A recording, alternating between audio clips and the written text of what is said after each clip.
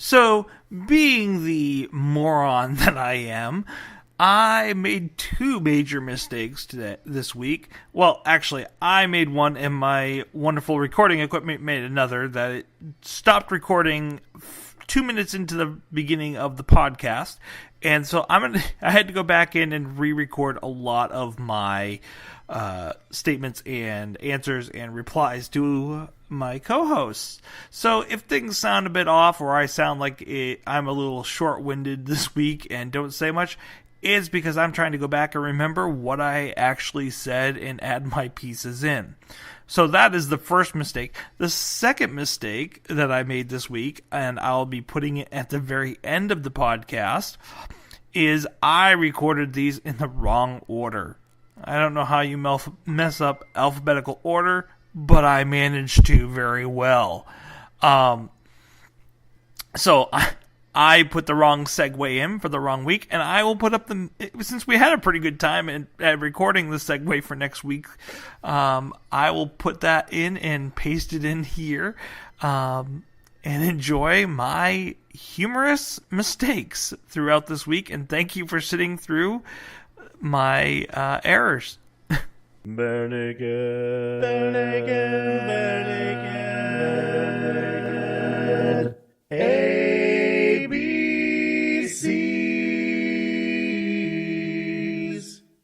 Welcome to the Bare Naked ABCs, where we discuss the songs of some of our favorite celebrities from 7 to Y. Now, don't call me a hero. I'm pretty much a zero, discussing a group I love. We have a star-studded night tonight here on the red carpet. We are excited as they are driving up in their limos. And here they are, my heroes. Aaron. And Michelle. I'm sorry, no Phil Espositos or the Kennedys tonight, but I hope your jaws will drop, and I hope we'll leave the quote right there. Oh, very much so. As we discuss Celebrity from the 2003 album Everything to Everyone, which is pretty apropos of tonight's song. Don't call me a zero, I'm gonna be a hero, like Phil Esposito or the Kennedys. I'll be incorporated, and I'll be imitated and overrated, but that doesn't bother me. And this week's song Celebrity was also on the iTunes Originals album, which wasn't really an album. It was a download that was available if you had iTunes at the time, and if you were able to get the iTunes Original before they took it off the market. This song was a single in the UK. Because they have better taste than we do. They were like Bill Hicks. But it peaked at 81 for some reason. Yeah, I mean, it's not their best song, but it's a really good one, I think. So the B-side of this album was Yes, Yes, Yes, which we'll get to someday. I'll be in my 50s. I'll be well into menopause by then. Someday. You're welcome to the Bare Naked ABCs. Those whippersnappers on my lawn are out there again. And speaking of 50s, this is one of those songs that I'm betting all of you guys thought it would be until I was 50 before you would see a song that I liked by Kevin Hearn. Oh! But this song is written by Kevin Hearn in conjunction with Stephen Page and Ed Robertson. No idea which person wrote which parts of this song, but it is a song that is collaborated on by all three and given credit for by all three, with Kevin as the lead. So let's go to the Aaron breakdown. Okay. All right, let's do it. Aaron's hot take. I haven't done that in a while. Sorry. All right, let's break it down. No, I like that. I appreciate that. I have to say I was kind of angry while working on this one because, my God. No, BNL are my gods. Celebrity is recorded at about 85 beats per minute. I cannot tell you what key it is in. I think it's in several. I don't know if this is like a Bohemian Rhapsody, Stairway to Heaven type situation where they had several ideas for songs and jammed them together, or like A Day in the Life or whatever. I don't think so, because there's a lot more cohesive than those songs. It's not as jarring with the changes. But trying to analyze this was like, oh man, maybe it was. I was doing it while I had downtime at work, so I was a little distracted, and I didn't have like a half a day to put into it. But it was like, man, the chord progressions that I could suss out when I was listening to it was like D, F, C, D7 for the intro, and it's also the pre-chorus changes. The verse, I think, is like a G, F, C add 9. Then we get into D, F, C, D7 again. That's like the pre-chorus. And the chorus is like an E minor, A, C add 9, D. And then there's the first bridge is like a descending... I love those descending lines. It's like D over F sharp, C. Wow. At first I was thinking it was in the key of D because it resolves on a D at the end, but the chords change so much, and there are so many chord progressions here that the chords are not diatonic to D.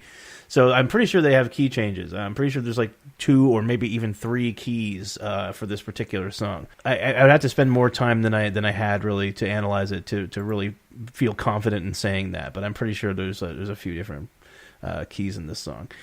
We get this interesting ascending pattern. So again, we have ascending. E minor 7, A to C add 9 to D. The bridge is lovely. You guys know me and Page bridges. That's just I learned very quickly that if it's a Stephen Page song, the bridge is going to be awesome. So I love the bridge. It's this descending line.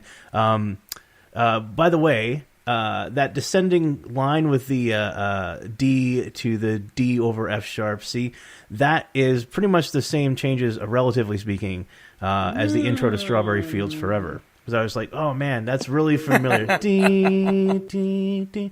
But anyways, so the chord changes seem to be based around D. If I was gonna if I was gonna give you a key, I guess I would call it in D. But like, man, there's several key changes. We'll get away from that now. But anyways, the form of the song. Wow, even the form of the song is more complex than we're used to here. So you got the intro. It starts out in the pre-chorus chord changes, which I'll call B. Then you got the verse. It's your A. Then you got the pre-chorus, B. The chorus is C. First bridge is D. There's an interlude, which is playing the pre-chorus changes. That's B again. Then there's a verse, and that's A. That's a pre-chorus. That's B. There's a chorus. That's C. There's a second bridge. I'll call that E. Then the outro is like a half a verse, a half a chorus, a quarter verse, a quarter chorus, and then there's the pre-chorus changes. It's like B A B C D C A B C E A C A C B. I feel like I'm 8 years old playing Nintendo again, writing down a password or something. It's ridiculous.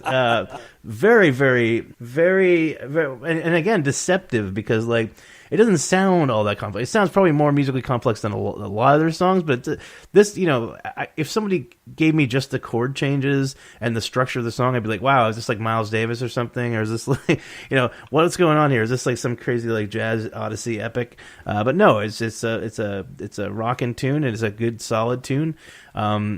Honestly, I have to admit, I feel like my analysis of the song is inadequate, and all I can do is accept that, because I didn't have the time that I would like. In retrospect, if I had known this song was going to be this complex, I would have taken like a lot of time. I did spend a significant amount of time with it, but ultimately my conclusion is that it's one of the more complex tunes we've heard from BNL so far on the show. Even if it sounds fairly straightforward at times, it changes lanes several times, and it's done deftly enough that you might not even notice it if you weren't listening for it.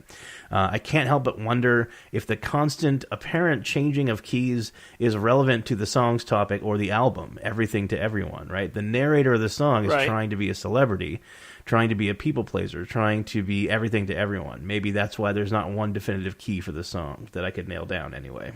That's just my Aaron's hot take. Or that's the theme of this album, is that all these people in all their different ways are trying to be everything to everyone. And this is an example of that with the discussion about celebrity, which we'll get more to later. And this song sounds very much like the song itself is very much inspired by the Beatles, and Stephen Page was talking in his discussions about how he is very inspired by the Beatles, and I can hear that, yeah. Yeah, exactly. I mean, you can very much hear how the song itself sounds very inspired by the Beatles. And they like to find a way for the music to sound either like the Beatles had said, and like Steve said in his interview, how he likes the music to either sound in connection with the song and what they're trying to say, or it tries to sound the exact opposite and juxtapose. Yeah. And back to the first episode all over again. So he likes to have that juxtaposition between what he's saying and the sound of the music. And it's interesting that this is one of those songs that sounds very simplistic and very simple in its in all the different musics. And so I don't know a lot about music, but this song, I'm very much an amateur, and so for an amateur like me listening to this song, like, that was an it interesting sounds thing. very simple, but and I can get a lot out of the song, versus someone that's very trained in music can pick out something completely different than a song and pull a lot of information out of it and enjoy it for a completely different reason than I did. You didn't know that I was like sweating over notes and like listening and then pausing and then going to the keyboard and being like, what the heck's going on? No, I had no idea at all. To me, it sounded like a very, very simple song. And I mean, it's not that complex, but it was definitely threw me for a loop. It definitely surprised me. I was not expecting it. Again, I listened to these songs once or twice before I sit down to analyze them. So probably in the back of my mind, I might have been like, was that a key change or was that a modulation? But like, it wasn't until I sat down and really tried to set it out that I'm like, okay, if I just write down all these chords, there's no one key that all of these chords belong in. So maybe they're passing chords or something. But like, it was definitely it's an interesting tune. Yeah, it's a very interesting tune. And one of the things I love about it is that we can get so many different things out of it between an amateur and a person who's professionally trained like you.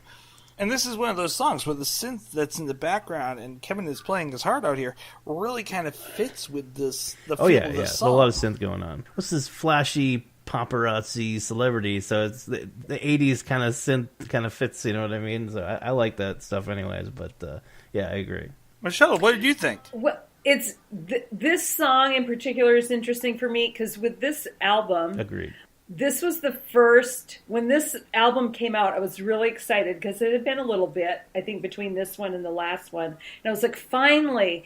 And I actually, a former coworker bought it for me and mailed it to me, the CD. And I popped in my car and listened to it. Thank you to that person. And I didn't love it. Like, it wasn't, I didn't not love it, but it wasn't nice. like Maroon or Born on a Pirate Ship. It didn't grab me. I didn't instantly connect with it 100%. And it was the I don't even think it was that. It was just, I feel like it's kind of represented in this song. You know, it was the beginning of the end for me. Like, this is when I started slowly pulling away. And if the viewers or the listeners could see this, I wish this was a video podcast. My hands are together as though they're Velcro, and then I'm slowly pulling my hands away from each other. But that's what it started to do. And I feel like with this song, Imagine the Big Bang. although when he mentions Phil Esposito right off the bat, like, he totally grabbed me because I grew up in a hockey house. Like, Saturday night is hockey night, and Phil Esposito and Bobby Orr and the Boston Bruins, like, so that got my attention. But the whole song, you know, is about what I feel is about Steven's disillusionment and sort of his Nice. like, or his fears, or Kevin. Or Kevin's. To me, I picture like the beginning of the end for Steven here. Like, this is when the 100%, troubles are starting, yeah. and this is, Or his and I fears. don't know if that's what I was picking up when I listened to Yeah. the album for the first time. And I listened to it many times, wanted to love it, didn't emotionally connect as much with it. So I do think this song is great. It's very Beatles-esque. The vocal harmonies, of course, are perfect. You know, they're so velvety, and you just want to sing along just to feel the vibration of it, because it just feels so good to hear it and to feel it within yourself. But it's not a happy song. No, not in the least. That's probably why I like it so much. You liking a dark song? Right. Yeah. Like later day Beatles. Like, this is something you would hear on Sgt. Pepper's Lonely Hearts Club Band. It's very much Latter-day reminiscent Beatles for sure. of Latter-day Beatles. Or even Plastic Ono Band. There's some John Lennon in this, definitely. Oh, nice pull, yeah. There's that sarcasticness to it.